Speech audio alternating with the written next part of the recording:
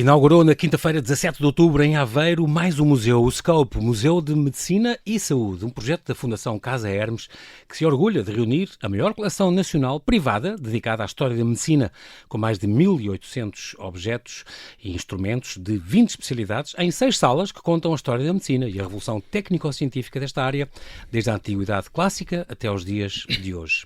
Tudo isto nasceu do sonho de Hermes de Oliveira Castanhas, um extraordinário médico aveirense que era um colecionador que, durante 5 anos, a par da sua atividade profissional, reuniu um espólio único sobre a história da medicina. Para contar tudo, vamos acolher Rita Gíria, diretora-geral da Fundação Casa Hermes e nora do colecionista e fundador, e o seu marido Francisco, filho do médico e colecionador que iniciou todo este projeto. Olá Rita e olá Francisco, bem-ajam por ter aceitado este meu convite. Vieram de Aveiro, estou muito contente por isso e agradeço-vos muito este esforço, mas acho que esta fundação e sobretudo também este museu merecem muito esta vossa deslocação. Acho que é muito bom poder divulgar isto agora que já abriu, que estão a respirar, porque foi de certeza um grande esforço, mas que culminou numa grande inauguração a semana passada, com a presença do Presidente da Câmara e do Presidente da Ordem dos Médicos, bastonários, incrível, porque foi de certeza um dia memorável para os dois. Rita. Ok. Muito bom dia, antes de mais, muito obrigada por este convite. É um enorme privilégio estarmos aqui e podermos partilhar um pouco desta história. Uhum. É muito giro porque tu, Rita, és diretora-geral da Fundação. Sim. E o Francisco, teu marido, é... Eu costumo dizer que sou responsável da manutenção e construção, mas sou o Presidente do Conselho da Fundação. Muito bem. Foi agora esta inauguração. Rita, a tua formação passa muito pela comunicação empresarial, tu tens o MBA também, que tiraste na USP, em São Paulo. A tua formação passa muito pela sustentabilidade, gestão de sustentabilidade, património cultural, comunicação e marketing. Tiveste uns projetos muito pela saúde também. A saúde passa pela saúde, porque tu trabalhaste também com a indústria farmacêutica e assim, embora não seja a tua área principal, mas acabaste depois de ficar ligado através desta fundação também a isso.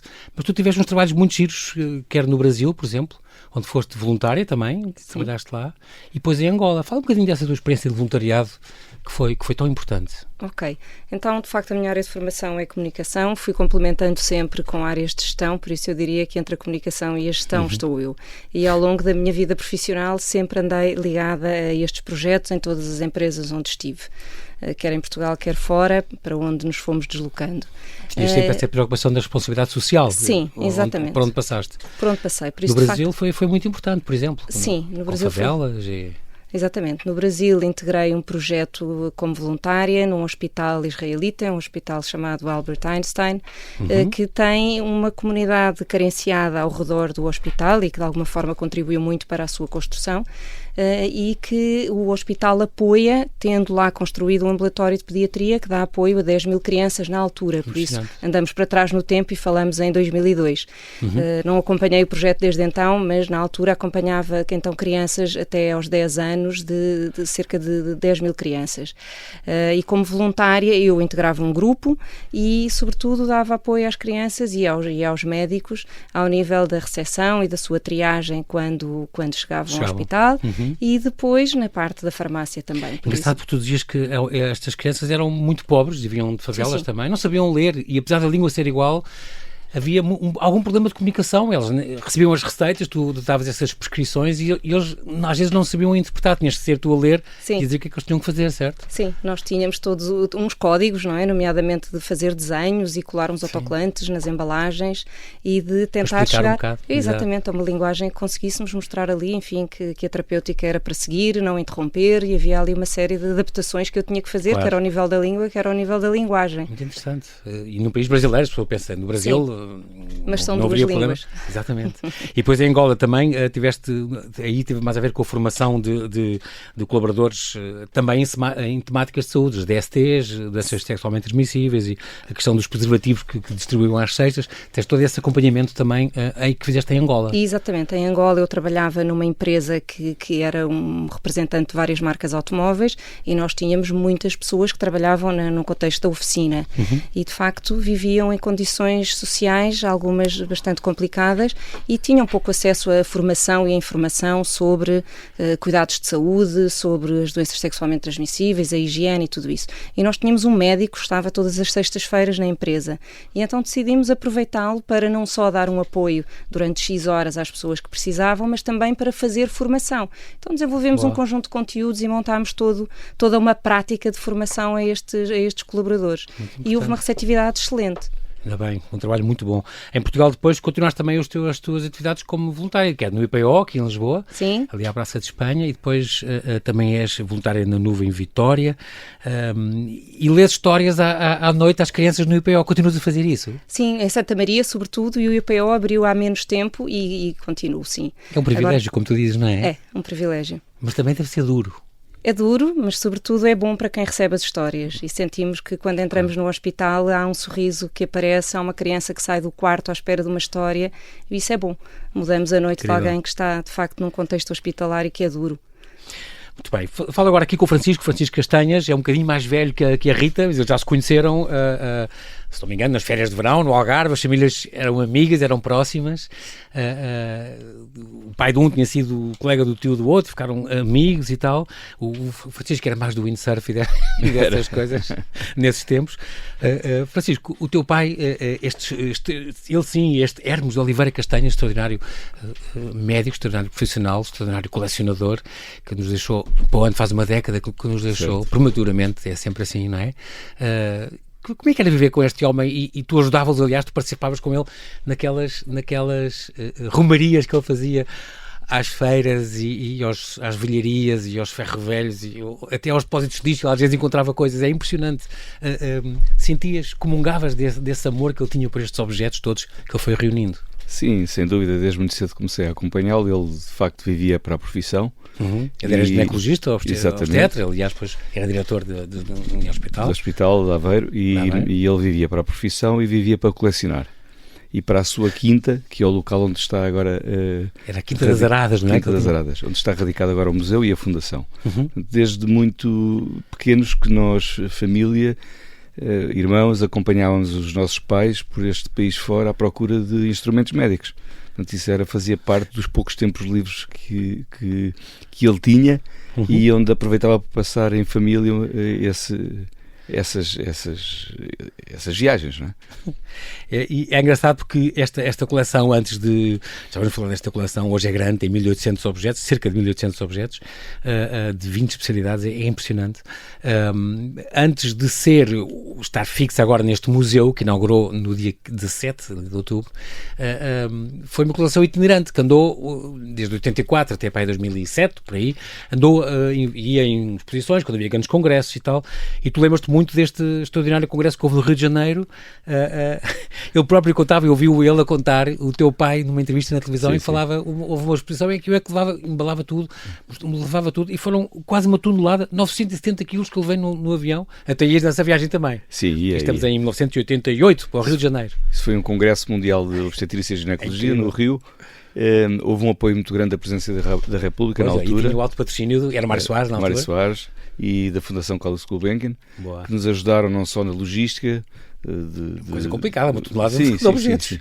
E depois objetos sensíveis para cruzar os mares. Exatamente. Não é? Então tivemos um apoio também da Fundação Carlos Gulbenkian, que estava habituada a esta dinâmica. Por causa das obras de arte e não sei o quê. Claro. E lá fomos nós, naquele avião da Varig, que já não existe, para o Brasil, para o... Fretaram um avião para isto? Não, mas para levar uma tonelada de bagagem? Sim, foi, eu não sei se foi num só avião, mas creio que sim, que foi só num avião, mas lá fomos nós, com o apoio da Varig também, um nome que já desapareceu. Sim. E depois passar as alfândegas, passar tudo. Sim, tudo aquilo teve apoio do consulado, tudo aquilo foi um filme, aliás, o naquela próprio altura, transporte foi um filme. Naquela altura era tudo mais complicado, não era? Os controles de fronteira, muito mais... Portanto, foi muito engraçado, lá expusemos esta coleção, parte da coleção. Esta parte da coleção, a primeira sala do museu é dedicada à obstetrícia e à ginecologia.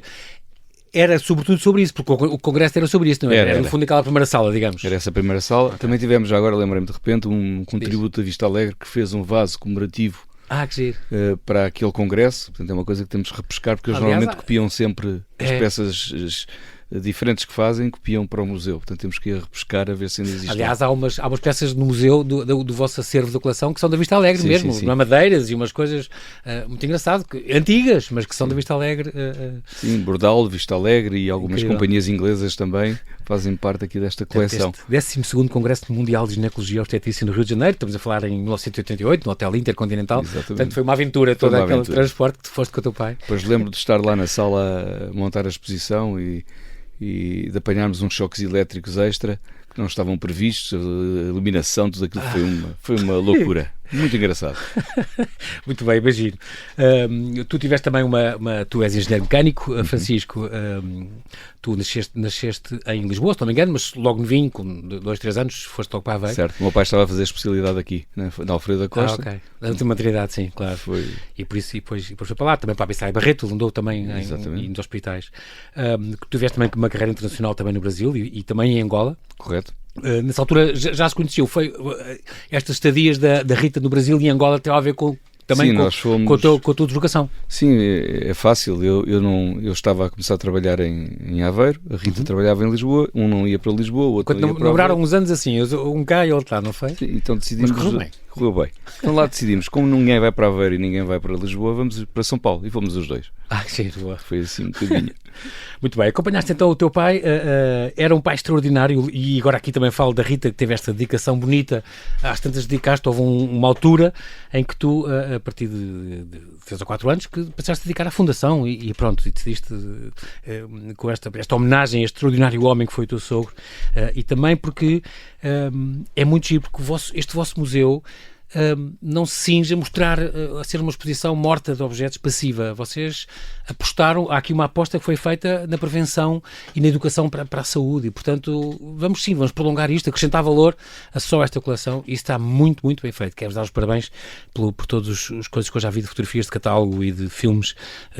É um museu que eu ainda tenho de conhecer, mas fiquei muito contente por ver a beleza o aspecto museológico está muito bom e como está exposto, aquela casa é linda e como está exposto está muito, muito engraçado. A quem é que vocês encomendaram este projeto de museologia, Rita? Tens noção dos nomes das pessoas, da empresa? Tenho, claro.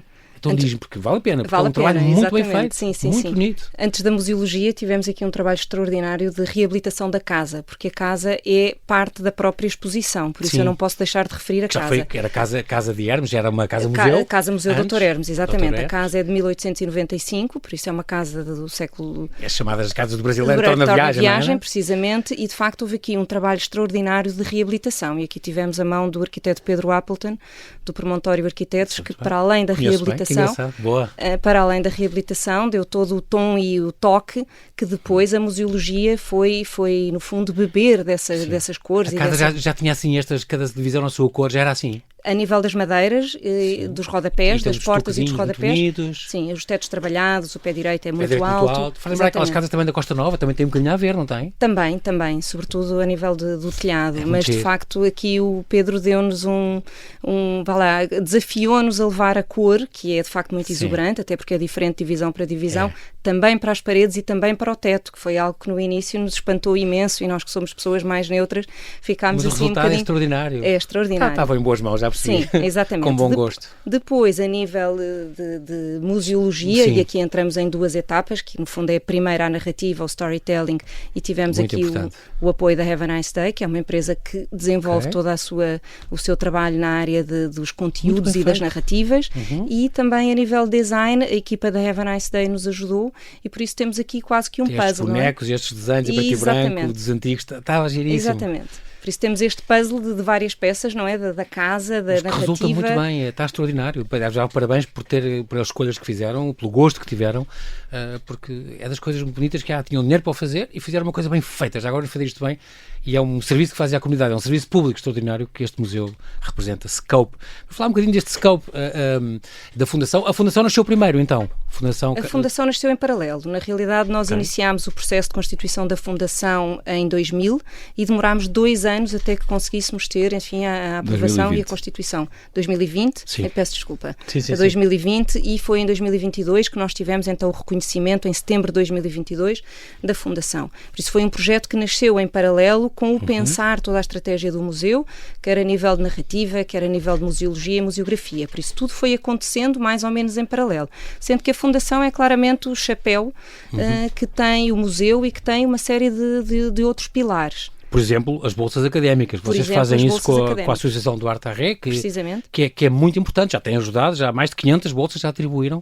Exatamente. Isso é um projeto importantíssimo para o interior e para essas regiões que não sejam Porto e Lisboa, que têm tudo, não é? A Associação ADT, é muito importante isso. Exatamente. A Associação ADT funciona desde 2012 e, de facto, já atribuiu desde então cerca de 500 bolsas e nós temos uma parceria, nós, Fundação Casa Hermes, temos então uma parceria com a ADT desde 2022 e, no fundo, o que nós fazemos é ser um braço de extensão do projeto a norte do Mondego. Pronto. Uma vez que a ADT funcionava na região da Grande Lisboa, porque, enfim, todos os seus esforços e recursos estavam concentrados nesta área e nós quisemos muito, e sobretudo num país pequeno, poder apoiar a expansão da ADT para as universidades do Norte. E neste momento temos... O ano 18 passado, estudantes neste momento já apoiados? Neste momento não, 18 estudantes foi no ano 23-24, este ano letivo vamos ter mais, vamos conseguir aumentar cerca de 4 bolsas. Apoiados nas universidades de Aveiro, Porto, o Beira Interior? Exatamente, por isso no fundo nós estamos aqui a conseguir abrir geograficamente a atuação da ADT.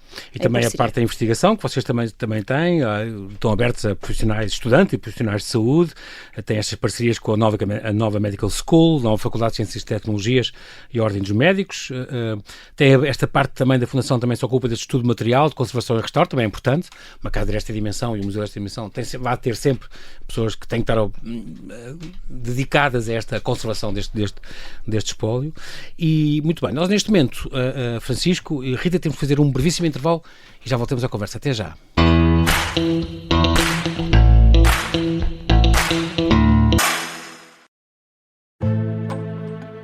O sargento na cela 7. O homem na cela 7 escapou à morte por pouco. Piratinha do ar. Eu já disse que ele só tem 16 anos. Um espião no Kremlin. Esta é a história escondida de como Putin montou uma teia de poder e guerra. O encantador de ricos. Todos queriam estar com ele. Todos queriam ser vistos com ele. E todos queriam fazer negócios com ele. Operação Papagaio. Dão-lhe a entender que o melhor é que também fique calado. Matar o Papa. Crono não está só disposto a matar, também está disposto a morrer. Um rei na boca do inferno.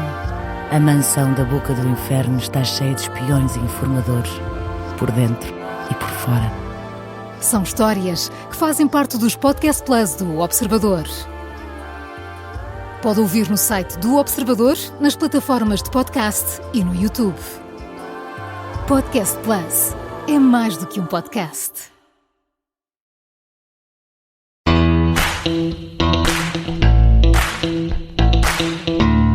Estamos a conversar com Rita Gíria, diretora-geral da Fundação Casa Hermes, e a nora do colecionista e fundador e pai do meu outro convidado, o Francisco, filho deste médico, deste colecionador extraordinário de que hoje falamos, que hoje homenageamos, no fundo, Hermes de Oliveira Castanhas, este grande médico que durante 50 anos, aqui reponho a verdade, teve a colecionar todo este espólio, mais de 1.800 peças, que deu origem a este museu, que foi inaugurado agora 17 de outubro em Aveiro, este Scope, este extraordinário Museu da Medicina e Saúde. Estamos a falar ainda ao falar deste homem, deste Hermes de Oliveira Castanhas, o teu pai, Francisco, que nasceu em Vilarim do Bairro, se não me engano, é uma zona ali perto de Anadia. Na zona da Bairrada. Da Bairrada, um médico aveirense, ginecologista, obstetra, apaixonado pela sua profissão, reformou-se há 22 anos no Hospital Aveiro, ele era diretor do Serviço de Obstetrícia e Ginecologia, uma personalidade muito eclética, eu diria que era um daqueles homens do Renascimento que a gente diria tem um grande conhecimento, mas também já dizia o Bel Salazar, não é? O médico só sabe de medicina, nem de medicina sabe. E estou a ver que o teu pai é daqueles exemplos que era mesmo assim. Sabia de muita coisa e devia ser um ótimo conversador e de conhecer gente extraordinária. Tens um bocadinho experiências e histórias dele a acolher pessoas e a contar histórias, também sobre as peças que ele gostava e a história da medicina. Sim, primeiro uma história engraçada que se calhar faz um bocadinho aqui agora o que estavas a perguntar, mas ele ia para a Feira da Ladra, vestia-se assim de uma forma mais humilde, para negociar os objetos que ele sabia o que eram. Não ia toda a médico, senão cobravam-lhe altíssimo. E ele sabia o que era e quem vendia não sabia. Então, não só era essa dinâmica de comprar por melhor preço possível, como também de estar à conversa com quem vendia. Portanto, criava ali grandes histórias. E ele era um conversador nato, gostava muito de contar de saber da vida das outras pessoas e de contar também as suas façanhas. Portanto, cada peça tinha uma história. Quando se juntavam várias peças, juntavam-se várias histórias e era muito interessante ouvi-lo falar como é que recuperou aquela peça, como é que a encontrou, qual era o enquadramento da peça, como é que era no antigamente. Portanto, essas são as recordações que eu tenho. Estas peças que ele chamava as perfeições do passado, não era? Exatamente. Mas é um nome tão giro para essas coisas que ele ia encontrando e há de tudo, há coisas que às vezes até há doações também, mas havia peças que ele devia comprar por tudo e meia nessas feiras de velharias, mas também havia peças que segundo a história, deu pequenas fortunas para... Pois, e já não ofereceram também pequenas fortunas para outras peças dele, como aquele médico alemão no Rio, cá está, do Rio de Janeiro, que era aquele microscópio que ele tinha de 1800 e tal. Sim, que está na coleção. Ele não vendia nada, nunca vi trocar uma peça sequer por outra. Portanto, é tudo o que ele conseguia. Ele enchia a casa e era mais uma especialidade, e era mais uma época. Sim. E depois as peças de facto são bonitas porque antigamente o design industrial estava muito presente. Aqueles frascos e aqueles potes e aquelas seringas em latão e é incrível, vidro e porcelana decoradas, é impressionante. E depois, como era um cirurgião e tinha muito jeito de mãos, passava também grande parte do tempo a recuperar essas peças. Tinha uma oficina e a origem da peça e como é que se recuperava isto, portanto estava sempre envolvido com... sonho que devia ser ter uma visita guiada pelo teu pai. Sim, devia ser fantástico. A tua mãe Helena Marília Castanhos, ela também era bióloga, também era uma pessoa curiosa também das ciências. Felizmente ainda está connosco. Engraçado. Apoiou muito, sobretudo na descoberta da função dos equipamentos, dos colecionáveis, não é? E foi sempre uma pessoa com uma cultura geral muito grande e que ajudou muito neste projeto. Com a morte do teu pai há 9 anos, a coleção deixaram de adquirir peças? Ou há coisas novas na coleção? Não. Isso é uma coisa que se pensa fazer um dia ou não? Sim, a nossa experiência do passado é quando a Casa Museu do Dr. Hermes estava aberta e era visitada. Muitas vezes as pessoas lá iam e diziam: eu do meu avô tinha um consultório, tenho lá umas peças, gostava que fosse ser. Portanto, eu também lembro-me de vir com ele para o Fundo desmontar uma casa de um médico, porque tinha peças que lhe tinham oferecido. Portanto, isto também fazia parte da dinâmica, o ir buscar as peças. Portanto, nós parámos nessa altura. Entretanto, já houve uma doação de oftalmologia. E penso que agora isso vai surgir por esta dinâmica. As pessoas não sabem o que têm lá em casa, veem uma coleção engraçada, acham ter uma coisa que fazia sentido estar aqui nesta... Gostam do projeto e acabam por fazer doações das peças. É muito giro porque esta coleção foi itinerante durante décadas, não é? Até de 84, pelo menos até 2007. Esta Casa-Museu foi inaugurada no princípio dos anos 90, com esta exposição permanente. Esta quinta no fundo, Aradas Campos, é como se chama agora, feita por esta quinta, que a família adquiriu em 76, ali bem pertinho do centro de Aveiro, 3 km do centro de Aveiro. É suposto incluir ainda uma extensão do museu, já um projeto muito bonito. Esta extensão do museu depois é para incluir o quê?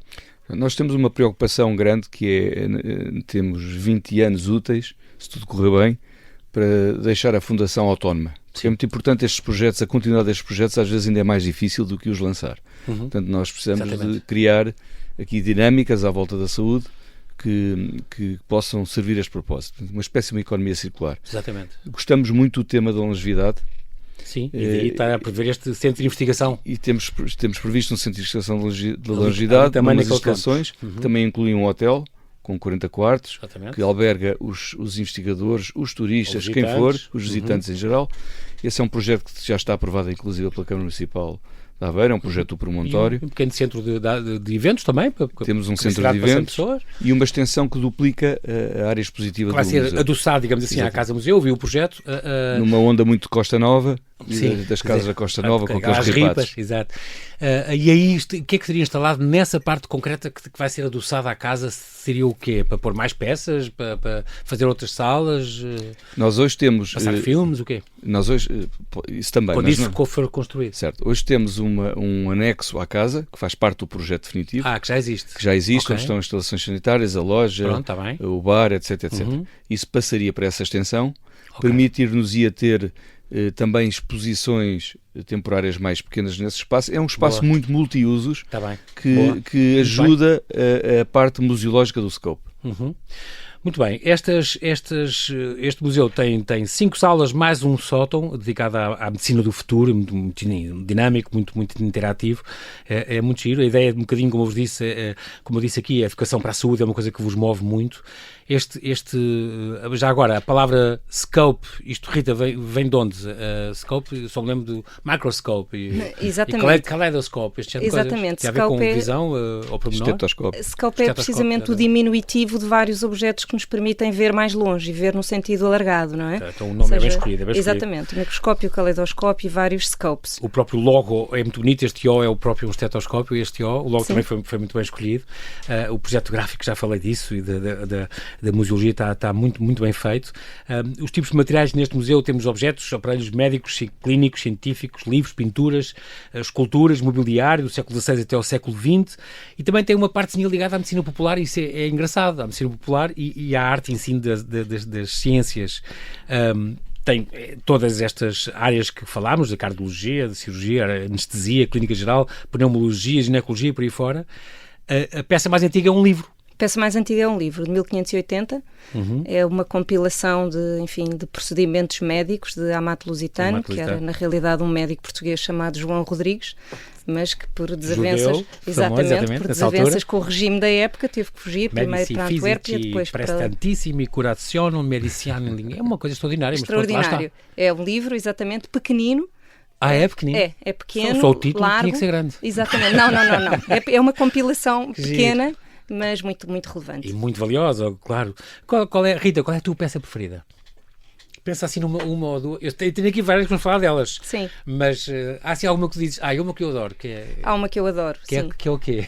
Gosto muito de um enema, que no fundo é um irrigador, que serve para fazer lavagens intestinais e ginecológicas, mas que tem uma particularidade. É uma peça do sistema Iguizier, mas esta de cerâmica, enquanto que as outras eram feitas de metais, e tem incorporado um sistema de caixa de música. Por isso, quando está a ser utilizado, pode então escolher-se uma ou outra música. É tranquilizante, exatamente. Por isso, mas isto em irrigadores eram usados para lavagem, neste caso ginecológica, mas também podia ser intestinal. Ou... Na realidade, qualquer orifício do corpo.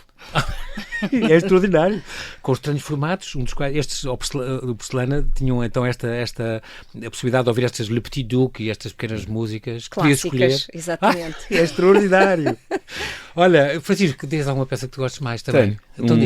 Tenho duas. Então diz. Um que é um estojo da Primeira Guerra Mundial, de amputação e afins. Vocês têm 3 na coleção, incríveis. Este tem lona, não é? Com os instrumentos. Sim, em lona, dobra-se, faz assim uma espécie... me lembro em amputações, também dá para isso, não é? Faz uma espécie de um cilindro, transporta-se para a frente de batalha e corta-se o que se tiver a cortar. Fez 100 anos, não é? Fez 100 anos. Fez 100 anos, exatamente. Comprados em França, se não me engano.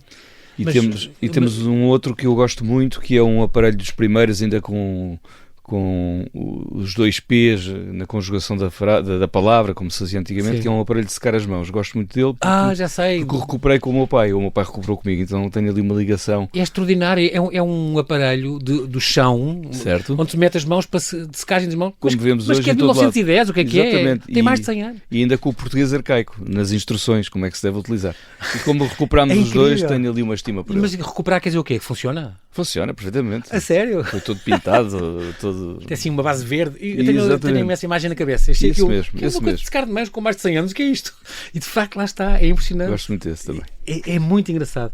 Portanto, isto tem estas estou a pensar neste microscópio da Rebourg, de 1845, o tal que teve na exposição do Brasil, e um médico alemão disse ao seu pai: diga-me o preço, eu passo o cheque já, porque achou lindo. E vem com estojos de madeira, um microscópio lindo, com dourados, e é incrível.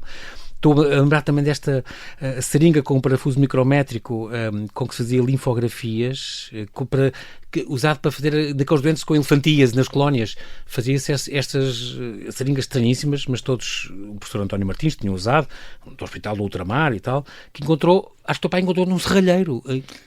Encontrava nas coisas mais incríveis, diz lá na descrição do catálogo antigo, que eu estive a ver na net. Impressionante. Umas ampolas de raio-x. Essas muito curiosas, das em primeiras. pirex e metal. Muito engraçadas, doadas, salvo erro, pelo Instituto Pasteur ou pela Faculdade de Coimbra, um dos dois. Sabes que eu tinha um tio primo meu em Frazoeira, que é uma terra de ao pé de Frazoeiras, que era o Dr. Real, que era radiologista há 100 e tal anos.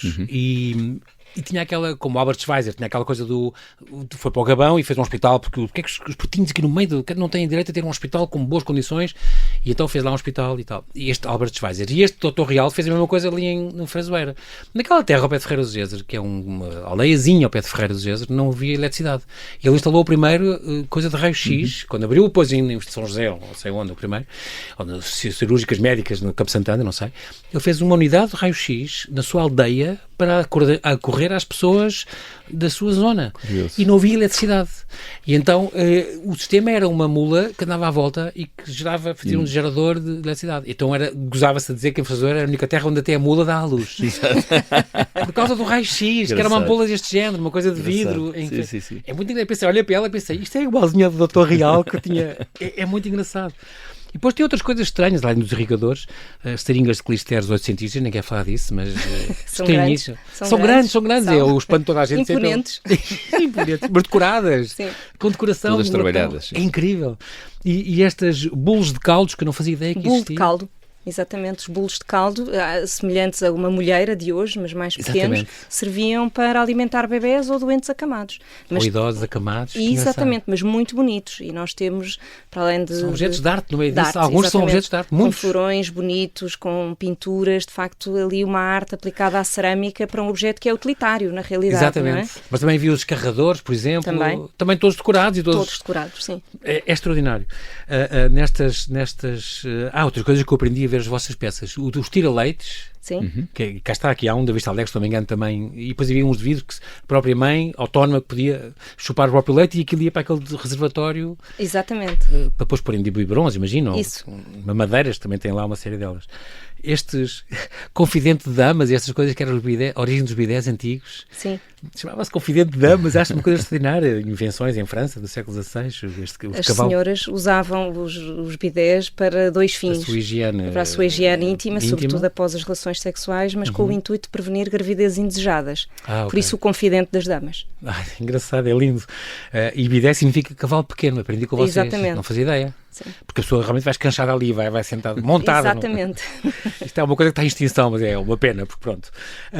E depois tem uma sala dedicada à história da saúde e da medicina, onde aí vão desde o Hipócrates, imagino, da Grécia Antiga, a Idade Média. Só me lembro dos barbeiros cirurgiões, também tem lá até taças, não é? Aquelas tinas que eles punham. Temos uma bacia de sangraia, não é? E temos navalhas. Sangrava-se toda a gente, por tudo e por nada. Sim, era uma prática comum. É extraordinário. Até há reis nossos que passaram por isso e depois dizem, não sei porque é que o Dom Joaquim está a se sentir muito mal, já levou 6 sangrias, está cada vez a perder mais forças. É extraordinário. Estas coisas. Tem outra sala sobre o Renascimento e Iluminismo, aqui Leonardo da Vinci, aqui é o grande homenageado, digamos assim. Exatamente. Com toda esta descoberta da anatomia que ele fez, e até grávidas e tudo, e fetos. Sim.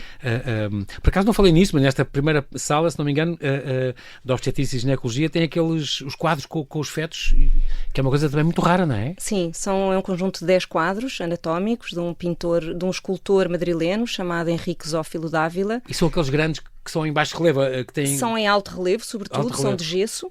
E normalmente este escultor escultor fazia... Com cores, não é? Precisamente, e que tem, no fundo, a anatomia de uma mãe grávida. De uma mulher grávida, e depois as várias posições do feto, e depois as extrações, as manobras de extração do feto. Até há Exatamente. Umas naturais e umas instrumentadas, com fórceps e com ventosas. Eram os PowerPoints da altura. Exato. Porque alguns deles, inclusive na cavidade, consegue-se tirar o feto nos vários estágios e voltar a pôr para mostrar aos alunos. Ok, que giro. Eram os PowerPoints. Interativo. Ainda por cima. E acho que só há assim uma coleção destas em Granada, não sei o quê, há uma coisa parecida, de resto não há mais lado nenhum do mundo, é impressionante. Conhecidas. Sim, exatamente, que se conheça. Tem outra sala, então, estava a falar do Leonardo da Vinci, com a história do microscópio, que foi inventado lá no século XVII, frascos de louça e de vidro, lindos, coleção de livros históricos, também está neste sítio. Depois tem uma sala sobre os avanços do século XIX, aí tem muita coisa. Eu só me lembro mais antiga ainda, me lembro das trepanações dos incas e das coisas, também há crânios com buracos feitos que já para aliviar a pressão, se calhar, intracranial. E libertar os espíritos maus também. Exatamente. E as anestesias aqui no século XIX têm estes grandes avanços, inaladores de éteres, que este Ombredan, por exemplo, que é uma das raridades que vocês têm. Esse estetoscópio Spinar, eu acho isso extraordinário, que era para fetos, para ouvir fetos. Para a auscultação fetal. Em madeira. Madeira, bonite e metal. Bonito é o quê? É uma espécie é uma resina. Um plástico, é um tecessor. Sim, também. É uma espécie de corneta que se encostava à barriga da mãe. Precisamente. E tem vários, que é esta. Temos vários. E depois, deixa cá ver, as brocas dentistas ainda a pedal. Tipo Singer. Estilo de máquinas de costura. Convinha que o médico não estivesse irritado. Ela dá mais ao pedal e era mais exato. Não, e até o esófago. Muito bem. Piluladores, tanto fazer pílulas de 24 sulcos. Exatamente. E moldes de supositórios, isso é extraordinário. Eu acho que as pessoas aprendem muito e divertem-se também a ver esta vossa coleção, não é? Sim, eu penso que sim, que tem aqui uma componente lúdica muito interessante, porque na realidade nós olhamos para aqueles objetos e muitos profissionais de saúde e médicos, sobretudo, não conhecem alguns, claro. Porque de facto parecem longínquos, claro. Mas não têm tanto tempo assim, alguns deles. Mas de facto tudo foi muito substituído por objetos mais descartáveis, claro. mais, enfim, com menos estética, até mais funcionais.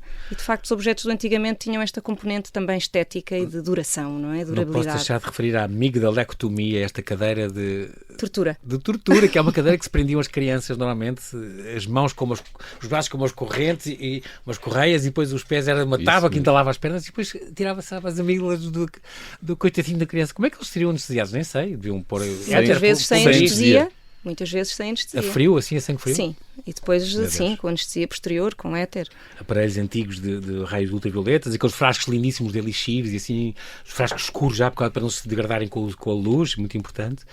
Temos uma última sala, então, dedicada aos avanços do século XX, aí fala-se da penicilina, das transfusões.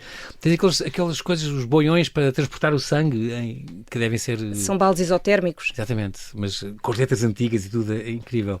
Cá está o aparelho para secar as mãos, que é uma das coisas que eu tomei nota aqui. Os fumigadores, que engraçado, na parte dos partos também havia, se cá está na sala de obstetrícia, os fumigadores, porque havia certas plantas que se queimavam e que obrigavam a grávida a espirrar. Exatamente. E isso ajudava as contrações para expulsar o bebê. Exatamente. É extraordinário.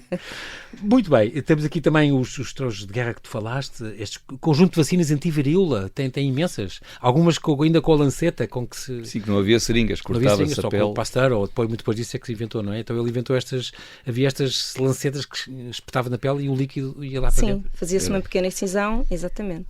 Neste sótão, então, é dedicado à medicina do futuro, e aí tem a prevenção da doença, os cuidados básicos de saúde, é muito importante, porque diz todas estas recomendações do durma melhor, tem aquela coisa gira da cama em pé, durma melhor, medite mais, conviva mais, passeie pela natureza. Alimente-se melhor. Os miúdos comem mais fruta e bebam água. Tem muita interatividade aí também, muitos jogos para os miúdos brincarem. Por isso é que vocês têm horários próprios para as escolas também, não é? Porque é muito importante para ir.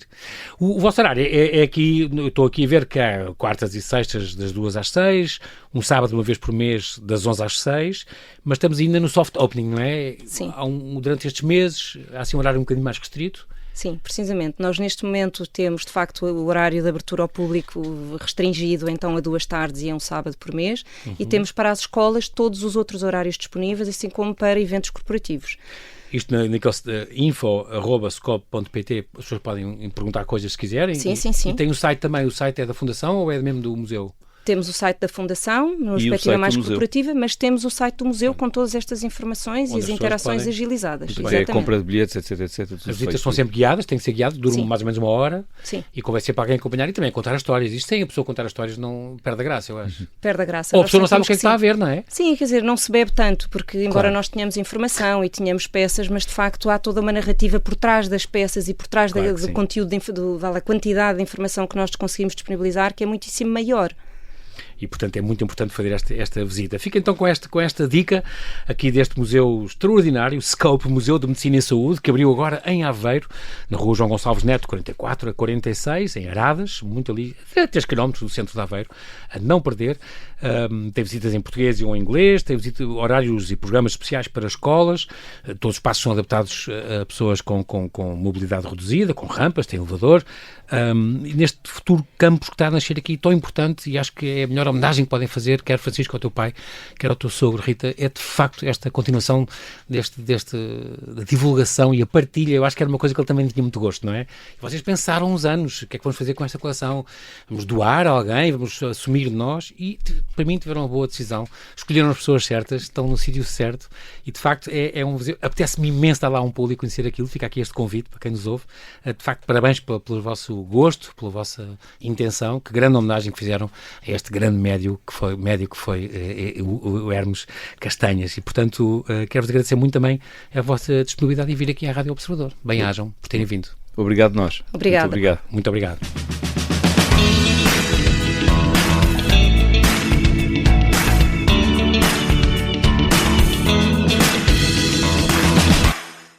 Se gostar deste podcast, pode seguir, dar 5 estrelas e comentar o episódio na Apple Podcasts ou no Spotify. Pode também subscrever e gostar no YouTube. Assim recebe uma notificação sempre que houver um novo episódio.